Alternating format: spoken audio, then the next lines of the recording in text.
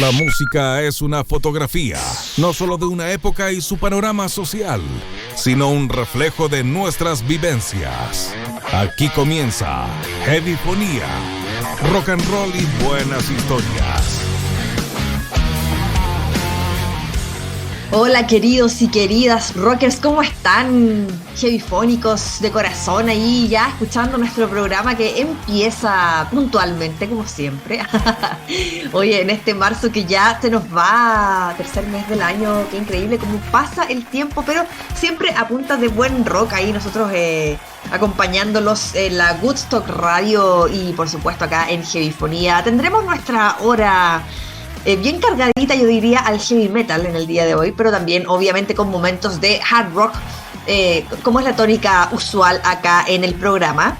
Tenemos hartas efemérides y bueno, recuerden también, queridos y queridas, que están todos los capítulos anteriores en YouTube para que los empiecen a revisar. Y bueno, de más está decir que bienvenidas son sus opiniones a lo largo del programa. Estamos a través de nuestro streaming en woodstockradio.com. Y también, por supuesto, ahí pueden dejar sus comentarios y también en nuestro WhatsApp, que es el 569-981-9823. Dicho esto, comenzamos nuestra sesión heavyfónica del día de hoy, hablando de Winger, esta bandaza que prepara ya su primer álbum de estudio en casi una década. Ya se encuentra ahí, de hecho ya será lanzado pronto en mayo, si no me equivoco. Déjenme chequear acá. Pero sí, está, claro, en mayo, el 5 de mayo se viene el disco de Winger, que será, bueno, ahí Red Beach estuvo hablando un poco en algunas entrevistas y ha dicho que es un disco que se viene con riffs pesados, con las líneas melódicas, estas bien pegajosas que también caracterizan a Winger, con material heavy, pero sobre todo muy, muy progresivo. De hecho, comentó también que Kip Winger, Red Beach ahí le entregó harto material para que él seleccionara, y hartos temas se fueron despachados, porque Kip Winger dijo que este disco tenía que ser impecable. Y lo comparó, de hecho, dijo, esto tiene que ser como el primer disco de Boston, donde cada canción es realmente increíble. Así es que presión encima de Winger, porque si te mandáis un comentario como ese ahí hablando de Boston, tiene que ser algo muy bueno lo que se viene. Recordemos también que Winger ahí en la primavera de 2000, segundo semestre de 2020, 2020, la banda invitó a amigos y artistas, ahí con pinches, ¿no? A Alice Cooper, a miembros de Scorpions, también estuvo ahí gente de Steelheart, de Warrant, a participar en el disco Better Days Coming y en la canción que da nombre al disco, ¿no? Que es el sexto disco de la banda. Y ahora ya se viene entonces el séptimo disco. Este 5 de mayo se va a lanzar. El disco se va a llamar Seven y ya tiene un single que de hecho fue coescrito por el productor Desmond Child, que es un productor con mucha experiencia, en verdad. Más que productor, Desmond Child es un gran compositor y que ha participado en grandes composiciones de la música popular. Estamos hablando del nivel de Living on a Prayer de Bon Jovi, de Crazy de Aerosmith, I Was Made for Loving You, The Kiss. Imagínense eso, y también otros exitazos como Living la Vida Loca de Ricky Martin. Y bueno, este hombre es finalmente una máquina de hits, tanto para el pop y para el rock. Y va a participar entonces ahí en el disco que se viene de Winger. Y también, bueno, Kip Winger ya también emprendió su propio vuelo al margen del rock hace un tiempo ya. Bueno, después de hartos altos y bajos también ahí. En el 2001 Winger se reúne, se separan en el 94 claramente por el cambio, ¿no?, en la industria musical con el advenimiento del grunge y de los sonidos más alternativos. Y también yo creo que eso se agravó un poco con el bullying gigantesco que le hicieron ahí en el programa BBC Bachelor ahí en MTV. Bueno, Winger se toma una pausa en el 94 y vuelven en el 2001. Entonces, desde entonces no han parado. Y Kip Winger, de hecho, se dedica al margen de su carrera en el rock. También tiene un lado como más de composición docta.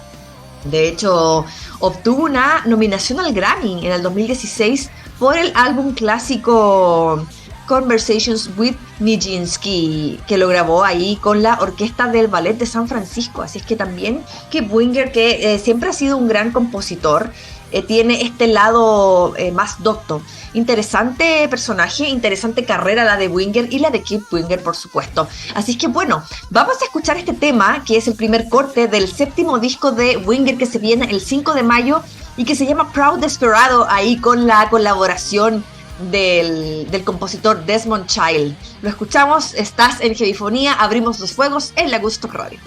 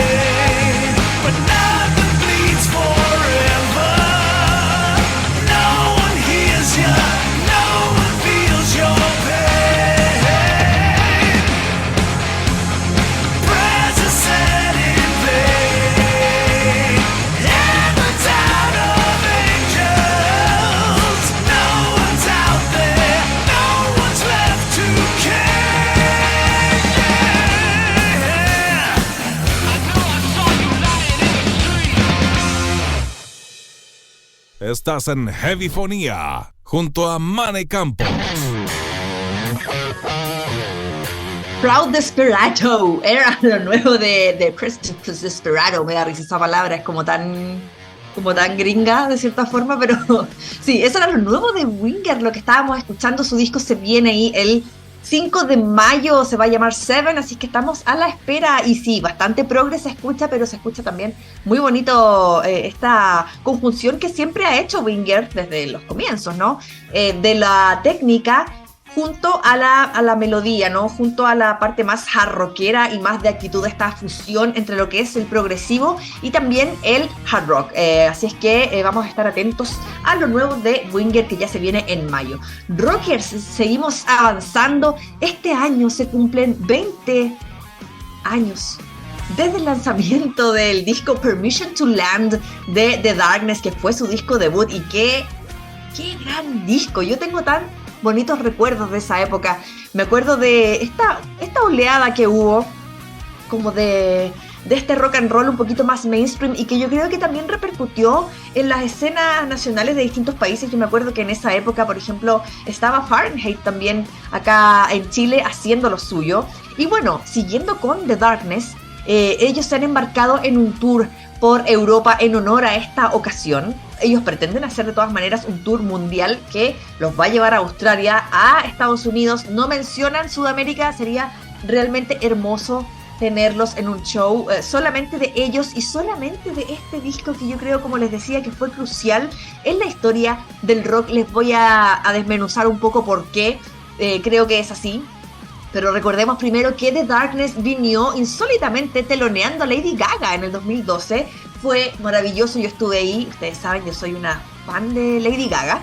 Y la fui a ver a ella, pero también fui a ver a The Darkness, porque de verdad era, o sea, si eres rockero, te gusta The Darkness y te gusta Lady Gaga, o sea, qué cosa más apoteósica fue eso. Nadie se sabía los temas de The Darkness, pero ¿saben qué? La banda fue capaz de cumplir en el sentido de...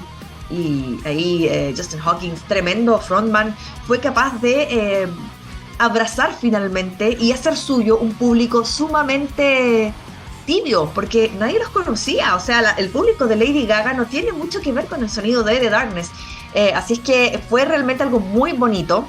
En redes ahí el cantante recordó, frente a este aniversario número 20 de este disco histórico, de lo bonito que fue cuando este fue lanzado, de lo mágico que fue.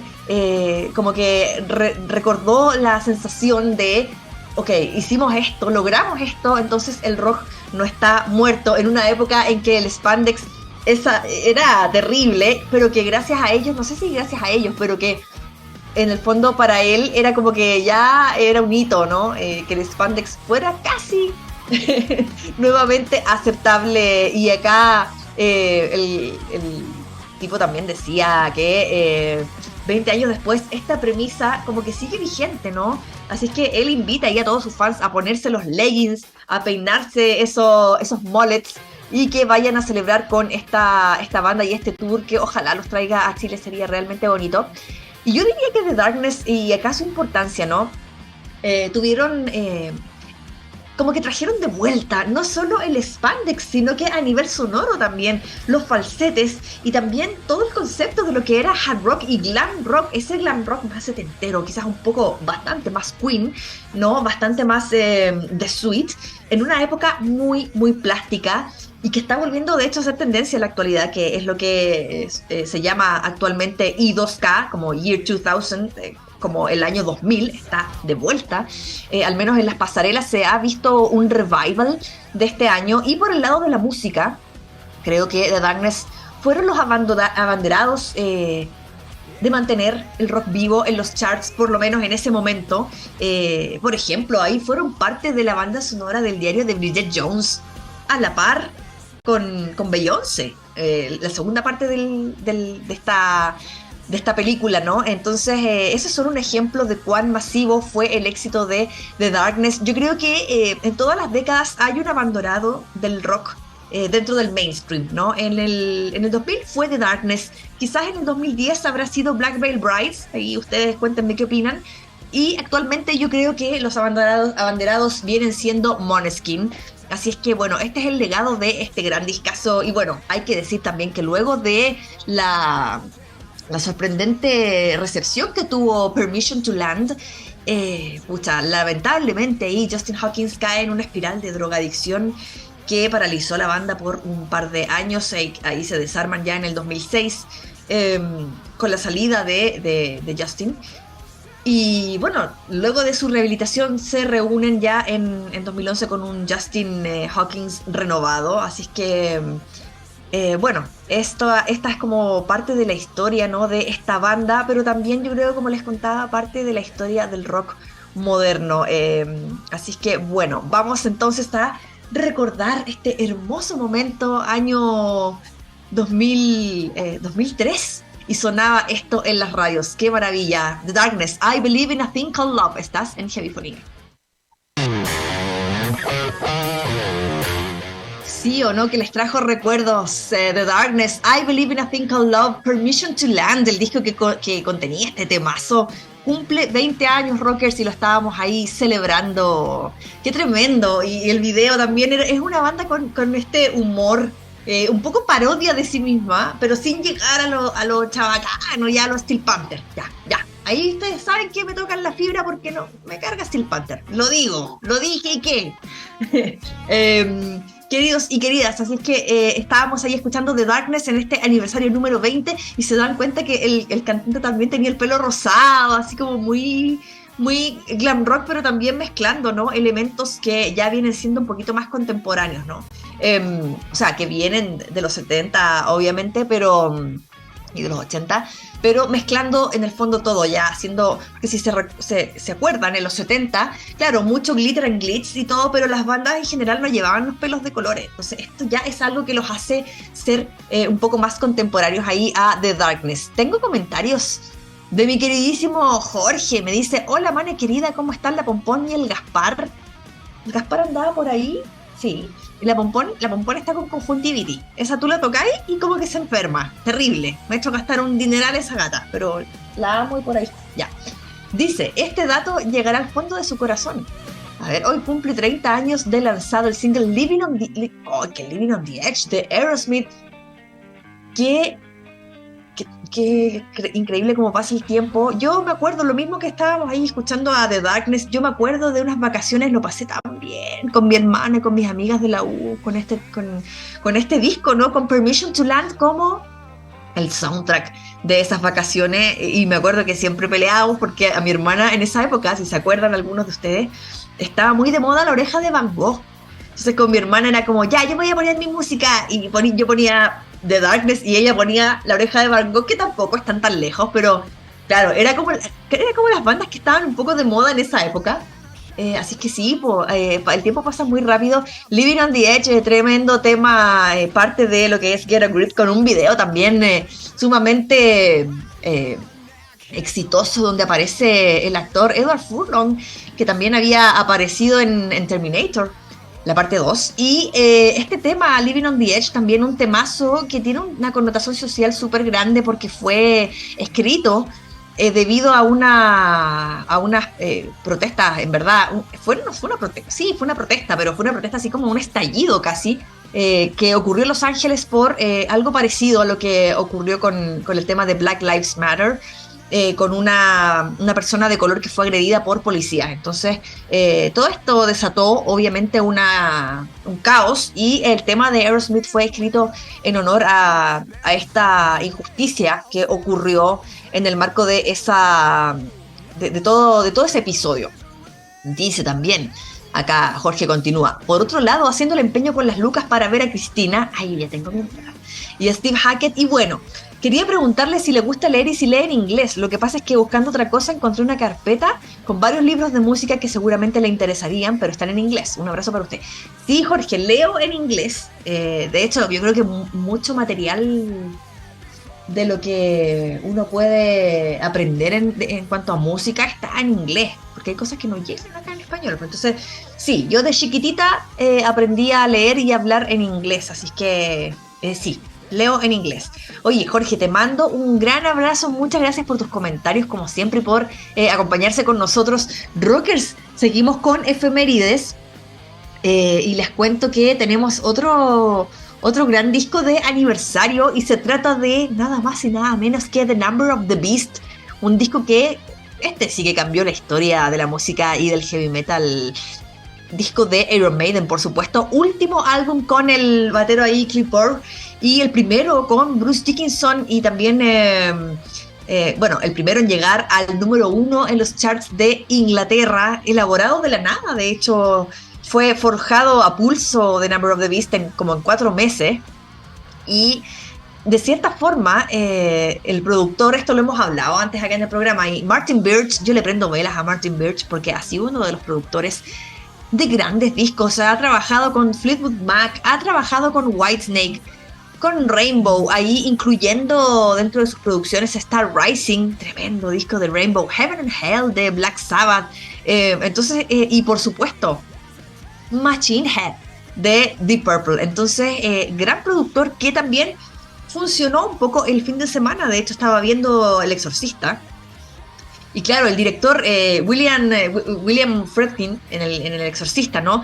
Se caracterizó por hacer este ambiente como de estrés para los actores mismos. Entonces todo se veía y se sentía muy tenso, se siente así en la película, y de cierta forma Martin Birch fue el hombre que hacía ese trabajo sucio en el estudio para que The Number of the Beast llegue a ser lo que fue. Bruce Dickinson estaba chato, no aguantaba más, tiraba hasta muebles, sacaba sillas y las tiraba porque de verdad estaba realmente súper estresado, agotadísimo de repetir una y otra vez las tomas. Entonces fue un trabajo, yo creo, difícil, pero es un hombre que sabe de leyendas, como ya les comenté, y de hecho después con Iron Maiden trabajó de corrido, ¿no? Desde The Number of the Beast hasta Fear of the Dark en el 92, ahí 10 años, ¿no? Y también el disco en vivo ahí que fue Maiden in England en el 94, pero en el fondo ahí coincide también con el declive, ¿no? Entre comillas, con el declive de Iron Maiden, con el cierre de su carrera ahí en el 92 con Bruce Dickinson, que no vuelve hasta el 2001 a Iron Maiden. Entonces Martin Birch fue importante por esas razones, entre muchas otras, y bueno, también La Doncella de Hierro ahí, yo creo que forja una imagen muy decisiva para el heavy metal debido a los recursos de imagen y de sonido utilizados en este disco. Vamos a hablar de la magistral intro del disco, ¿no? Donde la idea era que la leyera Vincent Price, es una fusión de versículos del libro del Apocalipsis en la Biblia.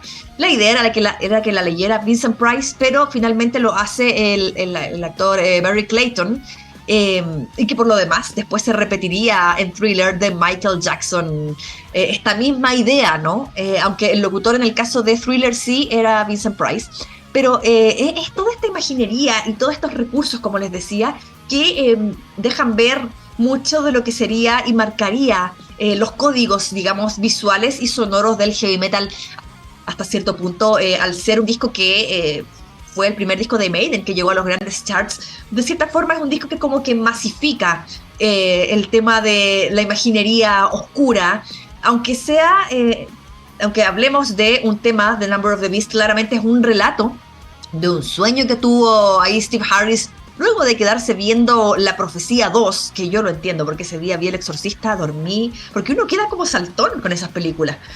A uno le gusta, pero igual queda saltón. Entonces, si bien antes estaba Black Sabbath, estaba Coven, The Number of the Beast fue el disco que alcanzó la popularidad en los charts con esta imaginería satánica, digamos, y esto se vuelve un asunto de debate a nivel mundial. Y bueno, quizás este legado de cierta forma no es tan bueno, porque tiene que ver con un estereotipo que no es muy sano y que no ha sido muy sano hasta ahora, pero siento que igual los estereotipos son armas de doble filo. Creo que como cuando uno lo estudia a nivel de comunicación, si bien te sirven para delimitar ciertas cosas y para poder referirnos a ciertas cosas y describir ciertas cosas, también obviamente te hacen encasillar y limitar mucho también el conocimiento. Pero bueno, eso es lo que representó este tremendo disco para la cultura pop y para el heavy metal. Vamos a escuchar un temón, no me importa lo largo que sea, porque es un temazo. Hallowed Be the Name,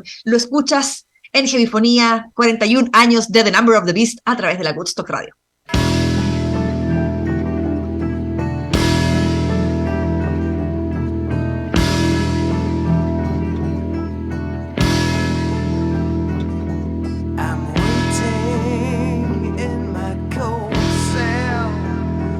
When the bell begins to chime, reflecting on my past life, and it doesn't have much time, 'cause at 5 o'clock they take me to the gallows pole.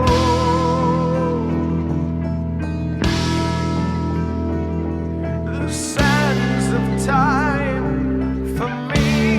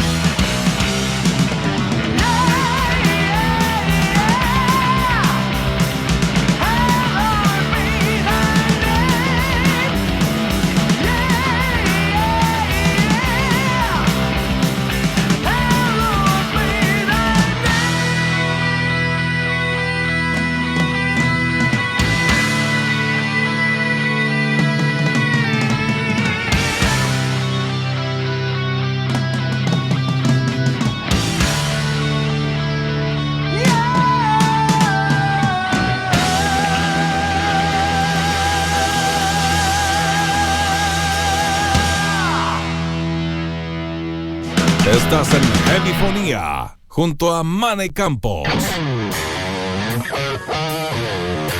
41 años de Number of the Beast. Escuchábamos este temazo Halloween Did the Name. Qué gran disco The Number of the Beast. Había mito urbano que decían que Martin Birch, este productor del que les hablaba, que por cierto falleció en 2020, había chocado con una camioneta que llevaba monjas y había pagado una multa de 666 libras. Imagínense eso. Oye, a propósito, y bueno, obviamente súper incendiario también, hubo hartas protestas en contra de este disco. O sea, con decirles que yo creo que ahí se consolida esta imagen como de satánicos, que todos los que dicen que Iron Maiden es una banda satánica, que la ignorancia es tan terrible, algo tan nocivo, y que desgraciadamente abunda tanto, para toda esta gente que dice que Iron Maiden es una banda satánica, que no es así. Pero claro, el argumento es como que tienen un tema que se llama The Number of the Beast, que claramente no es un tema donde se alabe al mandinga ni nada, pero bueno. Para eso, o sea, ¿de qué estamos hablando cuando estaba ahí? No sé, si citamos a bandas como Coven, como Merciful Fate o como muchas bandas de black metal también, aunque los black metal ahí también son más poser algunos, ya. Jorge dice acá, a modo de complemento a lo que usted dijo, las protestas fueron solo 6 días, una cosa poca. Yo encuentro que es harto 6 días, poiga. Dice que fueron del terror por el tema de Rodney King. Aparte de Living on the Edge fue inspiración para Dirt de Alice in Chains y Countdown to Extinction de Megadeth, entre otros discos. Ayer dice también Jorge, estuvo de aniversario Far Beyond Driven, primer disco en debutar en el número 1 del Billboard. Y bueno, en los San Migueles le paso los libros, que se recupere la pompón. Muchas gracias, estimadísimo. Un abrazo, me dice, un abrazo también para usted, queridísimo Jorge. Y por acá también en nuestra página web, donde también estamos recibiendo sus comentarios, goodstockradio.com. Tengo a Esteban que me dice qué gran tema, ¿ves? Si fue una buena selección ahí, a ver, porque claro, yo lo vi y dije, pucha, es súper largo este tema, pero puta que... Entonces es muy bueno. Así que, viste ahí, Esteban, muchas gracias por tu comentario, gracias por escucharnos. Está corroborando mi elección. Volviendo, oye, a las efemérides. Tenemos otra efeméride, pues. Hoy día hay muchas efemérides, ¿viste? Muchas efemérides. Efeméride, ¿viste? Ya. Disco debut de Warlock con la grandísima Doro Pesch. El disco se llama Burning the Witches y hoy cumple 39 años, oye, al borde del cambio de folio, este discazo. Para mí es mi favorito de Warlock, con Doro Pesch al frente, una pionera. Que claro, si bien antes estuvo Jinx, hablábamos de Coven, antes estuvo Jinx, existió también The Runaways, estaba ahí ya Joan Jett y todo. El heavy metal no era un lugar para mujeres en general, pues entonces, sobre todo si hablamos de la época, yo creo, de la New Wave of British Heavy Metal, que tenía unos valores súper masculinos, ¿no? Harta testosterona, harto como cock rock, con toda esta vibra, ¿no? En curso. Entonces, yo creo que en ese sentido, Girl School, Wendy Williams y Doro Pesch, yo creo que son un triunvirato sagrado. Yo creo que para mí ellas tres son la santísima trinidad del heavy metal. Y bueno, hay un documental en YouTube que se llama Doro, The Metal Queen, donde Doro también ahí cuenta cómo fue vivir este proceso donde la audiencia pasa de no creerle nada o de no creerle mucho, ¿no?, a quedar impresionada con su voz. No lo dice así ella porque ella es muy humilde, ella es una persona muy, muy amorosa y... Yo tengo la suerte de haberla conocido, de haberla entrevistado, y ella es realmente así muy, incluso es media tímida, pero claro, ella cuenta cómo fue este proceso, ¿no? Donde finalmente se gana al público y se gana la credibilidad de un público extremadamente difícil. Imagínense, si en esta fecha todavía yo creo que es difícil, en esa época debe haber sido, es una gran hazaña lo que hizo Doro Pesch y lo que hicieron todas estas pioneras del heavy metal, a punta de rock and roll, a punta de actitud y por supuesto ahí de carisma y de la simpatía, en el caso de Doro Pesch, que la caracteriza. Primera mujer que participó en el Monsters of Rock, en el festival Monsters of Rock en el castillo ahí de Donington en el 86. Imagínense eso. Y que bueno, también en el documental ahí habla de este manager de la banda Warlock, que se apodera del nombre y que no se lo devolvió. Y por 23 años Doro Pesch estuvo peleando por el nombre de su banda, porque le devolvieran el nombre de su banda, porque finalmente el tipo claro, se había robado el nombre de la banda, como que se querelló contra el grupo, ¿no? Para obtener los derechos del nombre de Warlock y del merchandising, y el tipo ganó. Entonces ahí Doro hace como un contramovimiento, ¿no? Y lo demanda de vuelta, y después de 23 años le devolvieron el nombre de Warlock. Por eso cuando vemos a Doro, generalmente ahora ya se ve como Doro, ya no se ve Warlock, porque ya como que se consolidó como Doro después de, imagínense, 23 años en que el nombre Warlock ella no lo podía usar. Lo encuentro súper heavy. Bueno, el documental está en YouTube y está con subtítulos en inglés para que lo vean. Está buenísimo el documental. Se llama The Metal Queen, para que lo busquen. Vamos a escuchar entonces a Warlock con este tremendo tema que da nombre a su disco Burning the Witches. Estás en Heavyfonía a través de la Woodstock Radio.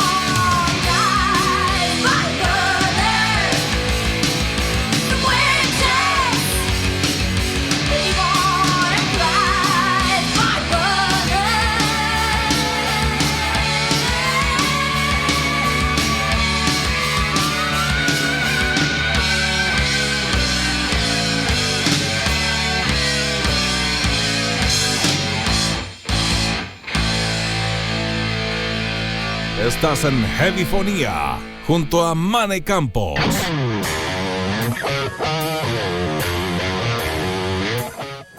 Burning the Witches, The Warlock, discazo que también está de aniversario esta semana. Y qué irónico que el disco debut de esta banda, con una de las pioneras del heavy metal en sus filas, se llame justamente Burning the Witches, ¿no? Aludiendo ahí claramente a una de las instituciones más misóginas de la historia, que es la Iglesia Católica, y enclavándose también en una cultura que en general es y fue bastante misógina, que vendría siendo la del heavy metal. Ahí es como Doro diciendo, acá llegué yo, ¿ah? Sin duda ahí un referente, Doro Pesch. Qué grande Warlock. Otra canción que no estuvo presente en el ranking de Rolling Stone del que hablábamos el otro día, ¿se acuerdan? El ranking de las mejores canciones del heavy metal entre comillas, porque había canciones de todo tipo de metal y no había ninguna de Warlock. Así es que no, ese ranking yo de verdad, esa vez, ¿se acuerdan? Yo lo eché, pero le eché harta puya porque me cargó, en verdad. Encuentro que estaba muy mal hecho. Bueno, para repasar todos los capítulos, por ejemplo, si quieren repasar ese tema del ranking de Rolling Stone de las canciones de las mejores 100 canciones de heavy metal de la historia, lo pueden repasar en nuestros capítulos anteriores, porque lo revisamos, y nuestros capítulos pasados están en YouTube para que los revisen, y también pueden ir a evox.com, aunque está más actualizado YouTube. Pero también hay capítulos antiguos en evox.com, la plataforma, y latina b corta wox.com, evox.com.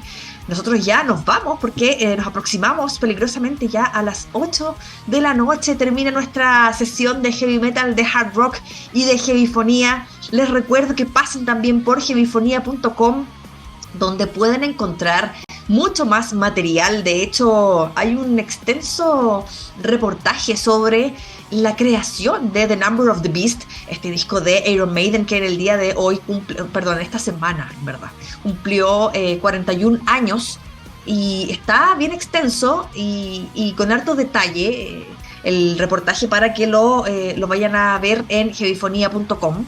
Obviamente hay detalles que en radio y en una hora de programa uno no puede ahí mencionar, pero sí dejar, digamos, en los artículos y en los reportajes. Así es que eso está en heavyfonía.com, como les decía, para que lo vayan a revisar, entre muchos otros artículos que están ahí esperándolos, para que los vayan a leer. Rockers, estábamos escuchando a Warlock y vamos a cerrar este episodio de Heavyfonía con una banda bastante desconocida, diría yo, bastante subvalorada, donde participaba el guitarrista de Warlock, Michael Eurich, y ellos debutan en el 91 con su disco homónimo. La banda se llama Casanova y tuvo 4 discos más, siendo el último en el 2004, irónicamente llamado All Beauty Must Die, toda belleza debe morir. Un poco narciso los hombres, pero no, yo creo que se refería a algo musical, ¿no? Y bueno, Michael Eurich, claro, fue parte de la formación clásica de Warlock, o sea, lo estábamos escuchando ahí cuando pasaba el tema Burning the Witches, que estuvo también de aniversario esta semana. Y claro, él forma parte de esta formación clásica de Warlock. Como les decía, cuando se va el guitarrista original de la banda, él inmediatamente se suma al grupo, cuando todavía no se llamaban Warlock, se llamaban Snakebite. Así es que imagínense. Y posteriormente él también comienza su carrera con esta banda que se llama Casanova. Los vamos a escuchar para despedirnos de su homónimo de 1991. Este es un tema que se llama Back to the Wall. Yo les dejo un gran abrazo, queridos y queridas rockers. Gracias por acompañarse con nosotros, por sintonizar ahí la Woodstock Radio de manera digital, obviamente. Recuerden que todos los programas están buenísimos, así es que pueden enterarse de todo lo que viene en el Instagram de la Woodstock Radio. Y por supuesto también está allí nuestra página web, donde está toda la información que puedan necesitar sobre los programas, programación, digamos, y contacto por si quieren difundir alguna banda, algún tema, etcétera. Así que nos pueden contactar también a través de la página web woodstockradio.com con G. Eso, queridos y queridas, a mí me pueden seguir en el Instagram rockchick_mane. Les dejo un gran abrazo y les deseo un excelente fin de semana. Mañana ya es viernes, así es que a descansar y también a pasarlo bien. Un abrazo y los dejo, por supuesto, con el sonido de Casanova, Back to the Wall. Nos vemos el próximo jueves a las 19 horas a través de la Woodstock Radio. Chao, chao.